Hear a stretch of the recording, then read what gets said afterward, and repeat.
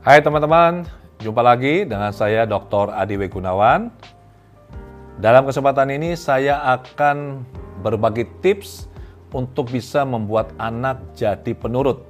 Asik kan?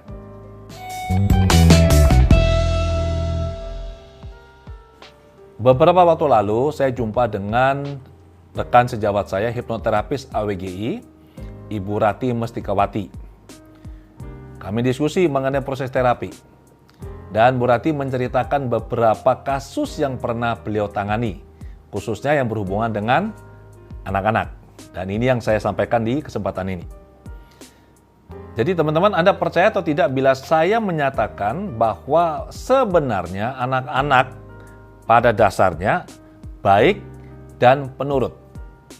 Saya yakin pasti ada yang percaya, banyak juga yang bilang, "Alah Pak Adi ini ngaco ini, nggak bener. Buktinya tuh anak teman saya tuh nggak nurut." Atau anaknya Anda sendiri tidak nurut. Apakah benar seperti ini? Anak dalam situasi apapun teman-teman sebenarnya mereka penurut. Saya akan jelaskan bagaimana cara agar supaya mereka bisa menurut seperti yang Anda inginkan. Masalahnya kan di sini. Sekarang saya kembali dulu nih pada pernyataan bahwa anak tidak penurut. Karena ada orang yang mengatakan seperti ini. Ada satu kasus di mana satu anak usia 4 tahun. Sebut saja namanya Budi. Ini kalau makan itu senangnya dikemu. Makanannya ada di mulut, tidak dikunyah, tidak ditelan. Jadi dimut saja. Kalau dalam bahasa Jawa dikatakan dimut atau dikemu. Apa yang terjadi sebenarnya? Anak yang masih kecil kami tidak bisa terapi. Paling pun kalau kami terapi, kami biasanya memberikan skrip yang dibacakan oleh orang tua kepada anaknya di malam hari saat anaknya tidur. Ini namanya hypnosleep. Nah, untuk kasus-kasus anak, kami melakukan wawancara pada orang tua. Dan kami tanya apa yang orang tua lakukan, apa yang orang tua ucapkan pada anak. Dan disinilah ditemukan apa masalahnya. Jadi kenapa ini si Budi yang 4 tahun ini kalau makan dikemu, dimut ya lama sekali, bisa berjam-jam kalau makan. Dan ini membuat tidak hanya anaknya, ibunya juga frustrasi. Setelah dilakukan wawancara, akhirnya diketahui. Jadi papanya si Budi ini kerja di luar kota. Dan papanya yang namanya seorang ayah pasti kangen dong sama anaknya. Nah, anaknya dipanggil nih, ditelepon. Jadi setiap kali si ayah ini, si papa ini mau mengakhiri komunikasi dengan si anak, papanya selalu berpesan kepada anaknya. Dan ini sesuatu yang sangat baik. Pesannya apa? Papanya memanggil si anak ini, si Budi dengan nama Mas. Mas, kalau makan ojo dikemu ya. Dan ini setiap kali bapaknya telepon selalu diakhiri dengan Mas, kalau makan jangan dikemu, jangan dimut. Dan yang lebih luar biasa lagi adalah untuk menguatkan, tanpa disadari ya, menguatkan pesan atau sugesti yang diberikan oleh si ayah, si ibunya Budi melakukan hal yang sama. Setiap kali memberi makan anaknya selalu dikatakan begini, Mas, kalau makan jangan dikemu. Yang terjadi adalah si Budi ini makannya lama sekali dan justru dikemu sama si Budi. Lah kok bisa seperti ini? Orang tua kan bilang jangan dikemu. Sementara si anak makannya lama, dikemu. Salahnya di mana? Dalam memahami fungsi atau cara kerja pikiran, ada satu kondisi yang disebut dengan farsing. Farsing ini adalah kecenderungan pikiran bawah sadar saat seseorang dalam kondisi trans untuk menolak kata-kata yang sifatnya negasi. Jangan, tidak. Ini dua kata yang paling sering kita gunakan. Jadi apabila seorang anak dalam usia yang sangat muda, mereka sebenarnya dalam kondisi trans atau kondisi hipnosis. Mayoritas, ya, di bawah 3 tahun malah pikiran sadarnya belum bekerja. Jadi kalau orang tua bilang, nah jangan dikemu, sesuai dengan farsing, prinsip farsing, anak atau pikiran bawah sadar anak akan mengabaikan, cenderung ya, mengabaikan kata tidak dan jangan. Yang diterima hanyalah dikemu. Jadi mamanya atau papanya bilang, Nak atau Mas, kalau makan jangan dikemu. Yang diterima bawah sadar anak adalah, Mas, kalau makan dikemu. Makanya anaknya nurut. Makanya lama sekali. Udah jelas sekarang ya? Ada kasus lagi nih. seorang anak usia 3 tahun, sebut saja sebagai Aan. Si Aan ini pipis sembarangan. Anda bayangkan kalau anak kecil pipisnya di ruang tamu, nanti di kamar, kemudian di ruang makan, di teras. Ini kan sangat tidak elok lah. Kami terapis melakukan wawancara dan bertanya pada orang tua apa yang mereka ucapkan. Karena ini penting sekali mencari tahu apa yang diucapkan oleh orang tua kepada anak. Anak masih kecil, mereka mayoritas dalam kondisi trans atau kondisi hipnosis. Apapun yang dikatakan oleh orang tua berlaku sebagai sugesti ke pikiran bawah sadar anak. Dan ini yang orang tua biasanya tidak pahami atau tidak ketahui. Lewat hasil wawancara, diketahui bahwa bapaknya si Aan ini, kalau setiap kali Aan pipis, ditegur, dimarah. Apa yang dilakukan? An, jangan pipis di sana. Ayo pergi. Bapaknya memberikan pesan seperti ini. Nanti kapan pipis lagi di tempat yang tidak seharusnya, bapaknya marah lagi. An, kok kebiasaan sih pipis di sana terus? Nggak boleh tahu. Jadi orang tua hanya melarang. Orang tua tidak pernah memberikan alternatif apa yang harus dilakukan anak. Jadi anaknya kan bingung nih. Jadi kalau pipis di kamar, nggak boleh. Pindahlah dia ke teras nggak boleh. Pindahlah dia ke ruang tamu nggak boleh. Pindahlah ke ruang makan, dan terus muter seperti itu. Setelah kami sebagai terapis mendapati kenyataan ini, kami memberikan saran kepada orang tuanya untuk sedikit mengubah cara berkomunikasi. Dan kami sampaikan kepada si orang tua, Bapak Ibu, kalau misalkan bicara sama si anak ini, jangan cuma dilarang, tapi diberitahu harusnya tuh seperti apa, yang benar seperti apa. Jadi misalkan, An, jangan pipis di ruang makan. Yang benar adalah pipis ini di toilet. Sini, ayah atau ibu antar. Anaknya digandeng. Ditunjukkanlah ke toiletnya. Apa yang terjadi pada bapaknya si Aan? Bapaknya si Aan bilang, masa anak kecil tidak tahu? Begini aja dia tidak tahu lah. Ya apa sih ini? Saya bilang, ini kan kita orang tua tahu kalau pipis itu di tempatnya. Lah anak kecil kan tidak punya data. Jadi kita orang tua harus memberikan data ini pada anak supaya mereka bisa nurut seperti yang kita mau. Kasus yang lain lagi nih. Ada anak ya, satu keluarga ini 3 orang. Yang paling besar usia kelas 6 SD, nomor 2 kelas 4, nomor 3 kelas 3. Ibunya datang ke terapis.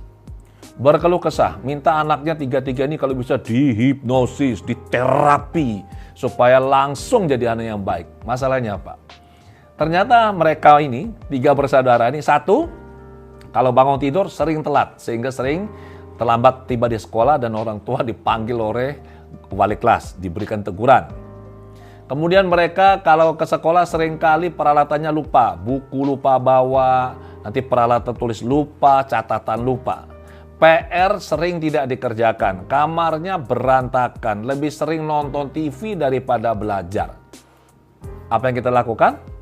Sama. Kita tidak akan langsung menangani si anak. Orang tuanya, khususnya yang paling sering berinteraksi dengan anak yaitu si ibu, diajak diskusi. Dan ibu ini akhirnya diberi tugas untuk pulang dulu ke rumah selama minimal 1 hari, kalau bisa 2 atau 3 hari ke depan ya. Si ibu mencatat apa saja kata-kata yang sering diucapkan pada si anak mulai mereka bangun tidur sampai mereka mau tidur. Jadi semacam review. Si ibunya menulis. Setelah itu dibawa kembali ke terapis. Nah, pada saat terapis menerima catatan si ibu, jelaslah ini masalahnya di mana. Karena si ibu ini mengucapkan begini, pinter, tiap hari bangunnya telat. Nah, itu kan sugesti kan, pinter tiap hari bangunnya telat. Atau begini, jangan telat ya bangunnya ya, itu juga sama, melanggar prinsip forcing.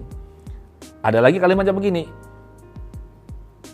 pinter, kamar berantakan terus, buku selalu ketinggalan, PR tidak pernah dikerjakan, lebih banyak nonton TV daripada belajar.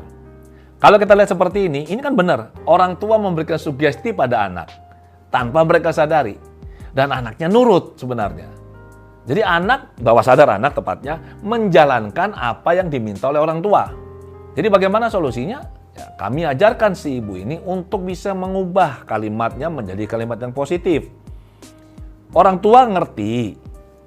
Nah, jangan terlambat ya bangunnya, artinya bangunlah tepat waktu. Orang tua bilang, kenapa sih kok kamarnya tiap hari berantakan? Kan tujuannya sebenarnya adalah rapikan kamar ini. Nah, kenapa tidak menggunakan bahasa yang sifatnya langsung, to the point, seperti yang kita mau? Jangan menggunakan kalimat negatif dengan harapan anak akan menerjemahkan di dalam pikirannya menjadi kalimat positif yang kita inginkan. Bapak Ibu perlu tahu ya, kalau menggunakan kalimat negatif dengan kalimat positif, contohnya, jangan terlambat. Dengan kita menggunakan kalimat datang tepat waktu, maka otak kita waktu memproses kata jangan terlambat dan untuk bisa mendapatkan maknanya yang sesungguhnya adalah datanglah tepat waktu, itu akan mengalami delay sekitar 40% dari waktu yang dibutuhkan. Jadi lebih lama. Kami kemudian menyarankan ibu untuk mengganti semua kalimat negatifnya menjadi kalimat positif. Jangan telat bangun. Diganti dengan bangun paling lambat jam 6 pagi. Jangan suka ketinggalan barang-barangnya di rumah atau jangan suka lupa bawa peralatan sekolah.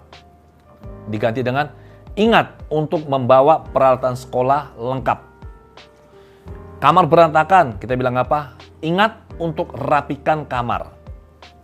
Anak lebih banyak nonton TV daripada belajar, kita bilang apa? Nah, ingat untuk belajar dulu sampai selesai baru nonton TV. Jadi hanya dengan melakukan sedikit perubahan pada diksi, pada kata, pilihan kata yang digunakan untuk berkomunikasi dengan anak, bahwa sadar anak terima dan itu dijalankan, maka anak sekarang nurut dengan cara yang benar seperti yang kita mau, orang tua mau. Satu lagi nih contoh. Ada anak yang masuk TK ya, biasa kalau anak-anak kan, masuk kelas, tidak berani, takut saja. Jadi nempel ibunya, terus ibunya itu digandoli, ditarik bajunya, ibunya ditarik masuk ke dalam kelas. Sesuatu yang wajar atau tidak wajar? Di awal-awal sih wajar. Tapi kalau ini berlanjut sampai katakanlah sudah sebulan, ini jelas tidak wajar ini. Ada yang salah dengan kondisi ini. Nah, si ibu datang ke kami, terapis. Sama seperti yang sudah saya sampaikan sebelumnya, kami hipnoterapis tidak langsung serta-merta menerapi si anak. Kami tanya ibunya, apa yang Anda lakukan apabila si anak ini tidak berani masuk kelas? Dan kalimat yang diucapkan ibunya ini luar biasa. Misalkan anaknya namanya Budi. Bud, kamu nih kok penakut sekali sih? Lihat itu, sama ibu nempel seperti perangko. Ini sebuah kalimat sugesti yang sangat powerful. Bayangkan, anak lagi takut. Umur 4 tahun itu dia mayoritas dalam kondisi trans atau hipnosis. Diberilah sugesti, Bud, kamu kok takut sekali? Lihat ya, kamu kok penakut sekali? Berarti kan afirmasi nih, dia takut, kamu kok penakut sekali? Ditambah sekali lagi. Dan kalimat berikutnya, perhatikan, nempel sama ibu seperti perangko. Makanya anaknya apa yang dilakukan? Ya sudah, bajunya ibunya ditarik, terus saja digandoli, dibawa sampai ke dalam kelas. Ibunya harus ikut. Dan ini tidak baik. Kami menyarankan kepada si ibu untuk mengubah kalimatnya menjadi begini. Budi anak yang berani, Budi percaya diri. Budi masuk kelas dengan hati gembira, senang untuk bisa belajar bersama bu guru dan teman-teman. Mama tunggu di luar. Teman-teman, dari 4 kasus yang saya ceritakan di dalam video ini, kira-kira butuh waktu berapa lama untuk bisa melihat perubahan pada diri anak-anak ini? Seminggu? 2 minggu? 3 minggu? 1 bulan? No. Rata-rata hanya dalam bilangan hari. Ada yang 2 hari sudah berubah. Ada yang 3 hari. Ada yang hanya 4 hari sudah berubah. Bayangkan, yang tadinya susah sekali kita arahkan, hanya dengan mengubah diksi pilihan kata yang disampaikan pada anak waktu komunikasi, anak berubah hanya dalam bilangan hari. Jadi sekarang Anda percaya kan bahwa semua anak pada dasarnya baik dan semua anak pada dasarnya penurut. Hanya mereka menuruti kata-kata kita yang tanpa kita sadari justru membuat mereka melakukan hal yang tidak kita harapkan. Jadi teman-teman, sebagai orang tua, saran saya, ingat baik-baik ini, apapun yang kita ucapkan pada anak berlaku sebagai titah perintah bagi bawah sadarnya untuk bertindak. Apapun yang kita ucapkan menjadi doa bagi si anak. Ingat, usahakan sebisa mungkin selalu dan secara konsisten hanya menggunakan kalimat-kalimat positif saja dalam berkomunikasi dengan anak. Sudah jelas? Sampai jumpa di video berikutnya.